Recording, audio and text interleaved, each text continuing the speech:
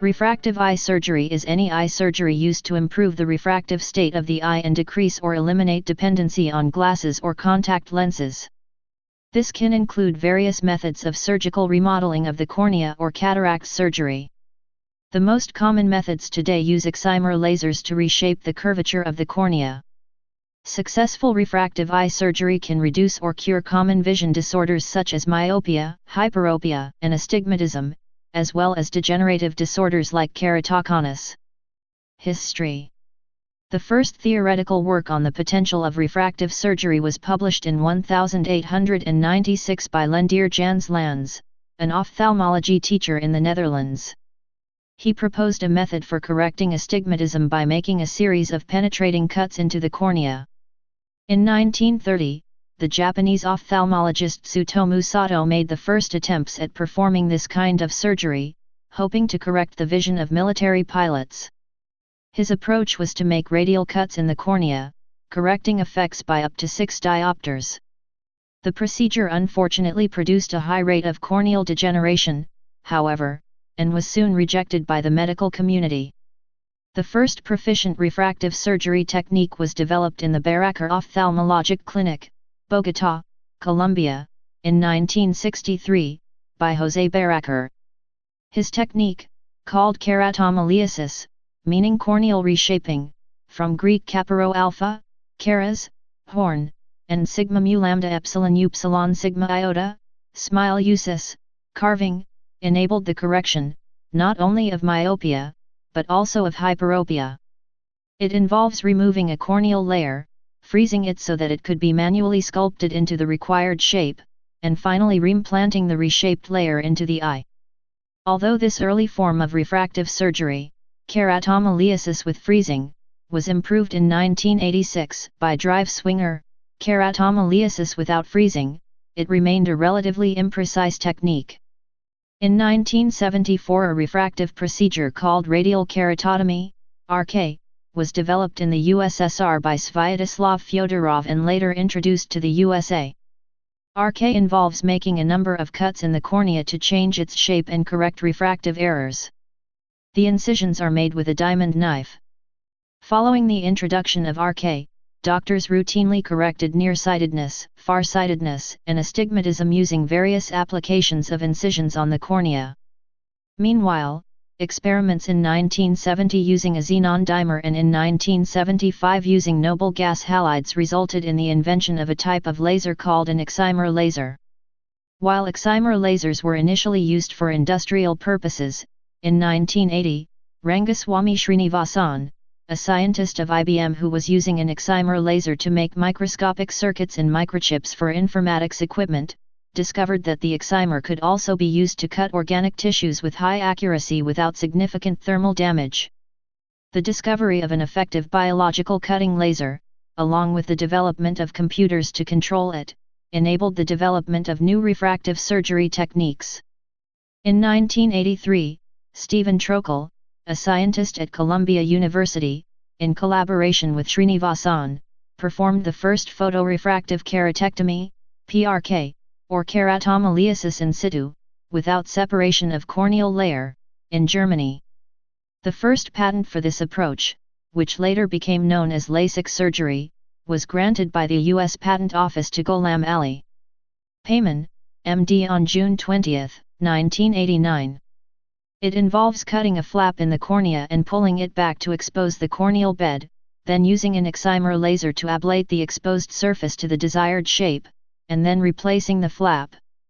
The name LASIK was coined in 1991 by University of Crete and the Vardanoian I. The patents related to so-called broad-beam LASIK and PRK technologies were granted to U.S. companies including Vizx and Summit during 1990 to 1995 based on the fundamental U.S. patent issued to IBM, 1983, which claimed the use of UV laser for the ablation of organic tissues.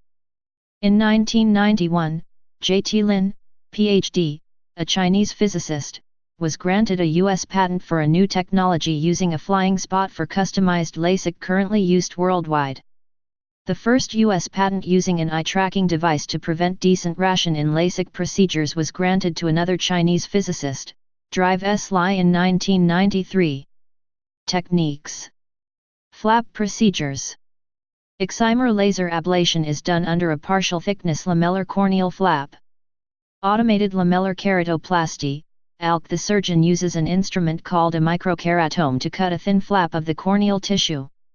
The flap is lifted like a hinged door, targeted tissue is removed from the corneal stroma, again with the microkeratome, and then the flap is replaced. Laser-assisted in situ keratomylesis, LASIK. The surgeon uses either a microkeratome or a femtosecond laser to cut a flap of the corneal tissue, usually with a thickness of 100–180 micrometers. The flap is lifted like a hinged door, but in contrast to ALK, the targeted tissue is removed from the corneal stroma with an excimer laser. The flap is subsequently replaced. When the flap is created using an Intralase brand femtosecond laser, the method is called IntraLASIK. Other femtosecond lasers such as the Zemer create a flap similarly. Proponents of this method assert its superiority over traditional LASIK, but there have been no conclusive independent studies to prove that this is a true statement. One supposed criticism of the use of the microkeratome is the deposition of microscopic metal fragments from the blade into the surgical site. Refractive lenticule extraction, RELEX. RELEX flex, femtosecond lenticule extraction. A femtosecond laser cuts a lenticule within the corneal stroma. Afterwards, a LASIK-like flap is cut which can be lifted to access the lenticule. This is removed through manual dissection using a blunt spatula and forceps.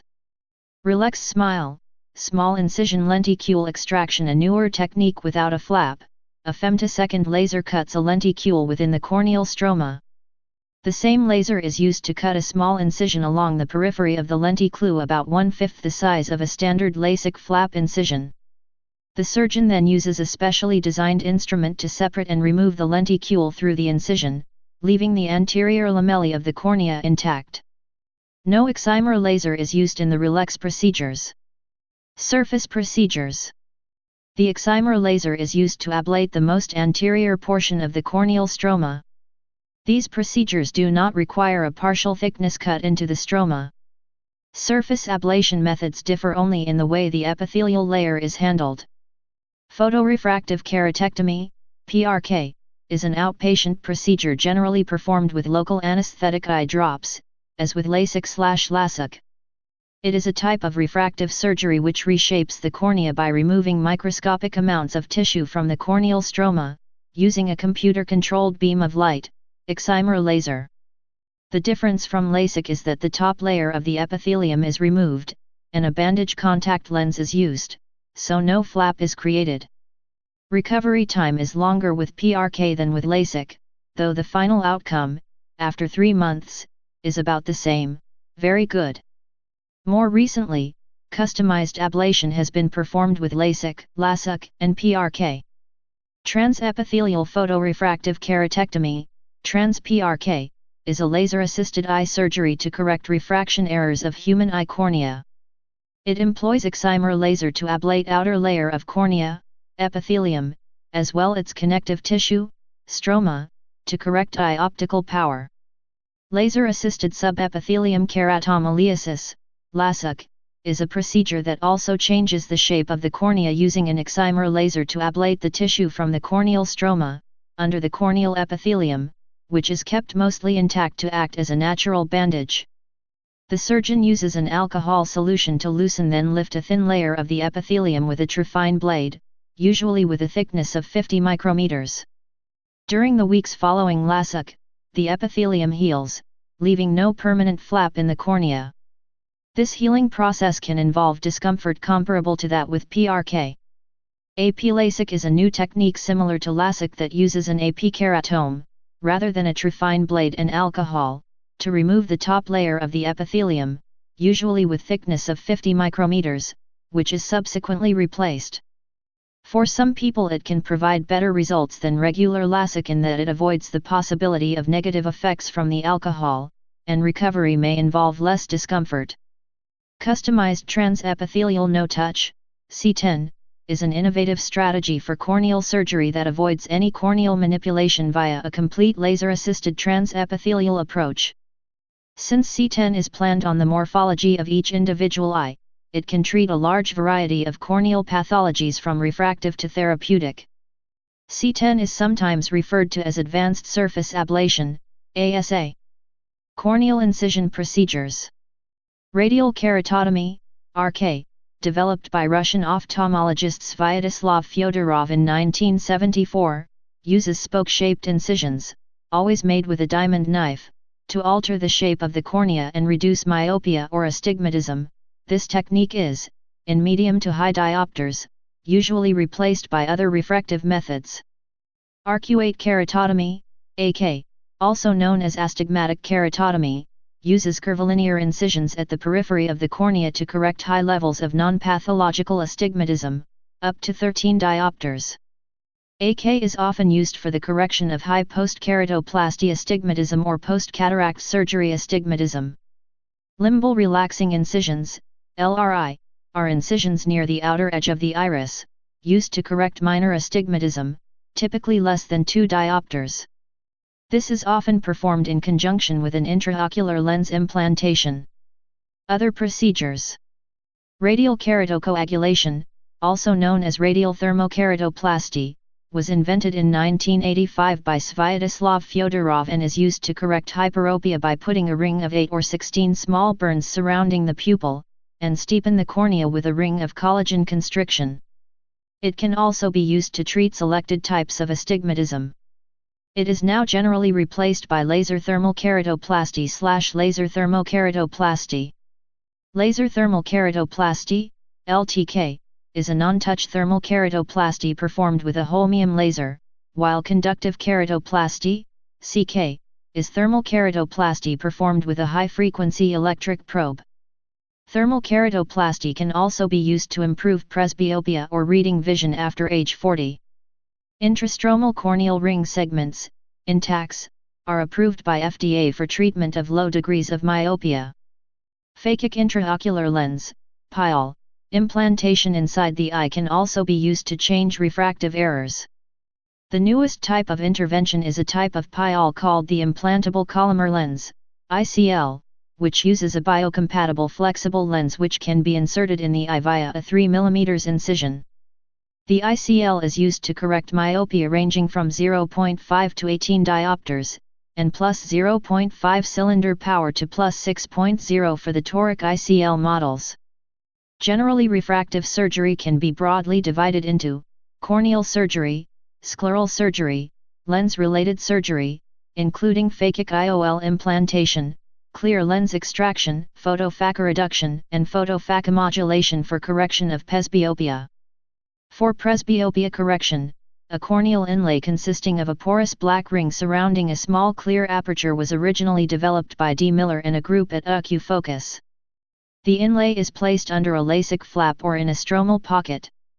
Using mid-IR and UV lasers for the treatment of presbyopia by scleral tissue ablation was first proposed and patented by J.T. Lin, Ph.D. in U.S. Patents No. 6258082, in 2001, and No. 6824540, in 2004. Expectations.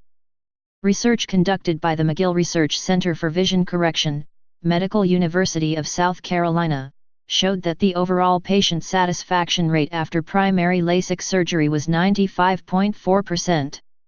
They further differentiated between myopic LASIK, 95.3%, and hyperopic LASIK, 96.3%. They concluded that the vast majority, 95.4%, of patients were satisfied with their outcome after LASIK surgery. Ophthalmologists use various approaches to analyze the results of refractive surgery, and alter their techniques to provide better results in the future.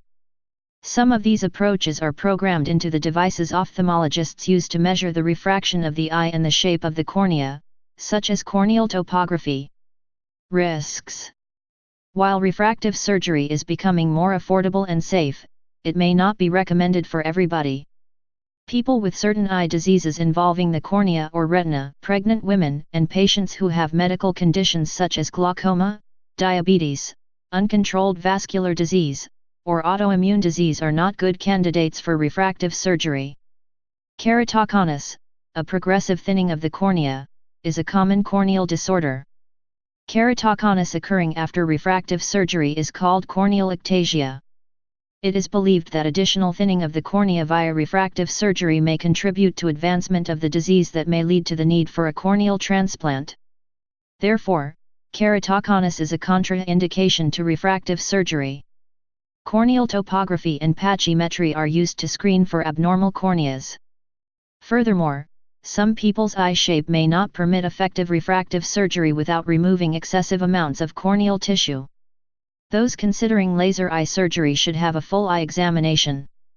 Although the risk of complications is decreasing compared to the early days of refractive surgery, there is still a small chance for serious problems. These include vision problems such as ghosting, halos, starbursts, double vision, and dry eye syndrome. With procedures that create a permanent flap in the cornea, such as LASIK, there is also the possibility of accidental traumatic flap displacement years after the surgery, with potentially disastrous results if not given prompt medical attention. For patients with strabismus, risks of complications such as diplopia and or increased strabismus angle need to be evaluated carefully. In case both refractive surgery and strabismus surgery are to be performed, it is recommended that the refractive surgery be done first. Special population groups. Children. Pediatric refractive surgery involves other risks than refractive surgery on adults, yet it may be indicated especially for children whose cognitive or visual development is failing due to refractive error, in particular in cases of bilateral high refractive error, anisometropia, anisometric amblyopia, or accommodative esotropia. Interventions on young children may require general anesthesia in order to avoid risks due to involuntary movement, and children have a higher risk of rubbing or manipulating their eyes post-surgically. Changes to refractive error occurring during normal age development need to be accounted for, and children have a higher risk of developing postoperative corneal haze. This risk is particularly relevant with relation to myopic children. One study evaluated the outcome of LASIK interventions on 53 children aged 10 months to 16 years who had anisometropic amblyopia. The choice of LASIK was made as it was felt it would give fewer complications than LASIK and less postoperative pain than PRK. In the intervention, which was performed under general anesthesia, the refractive error in the weaker eye was corrected to balance the refractive error of the other eye. Strabismus surgery was performed later if required. After 1 year, over 60% had improved in best corrected visual acuity, BCVA, in the weaker eye. Notably, over 80% showed stereopsis postoperatively whereas less than 40% had showed stereopsis before. Aside corneal refractive procedures, LASIK, PRK, and LASIK, also intraocular refractive procedures, phakic intraocular lenses, refractive lens exchange and clear lens extraction, are performed on children. Please subscribe and thanks for watching.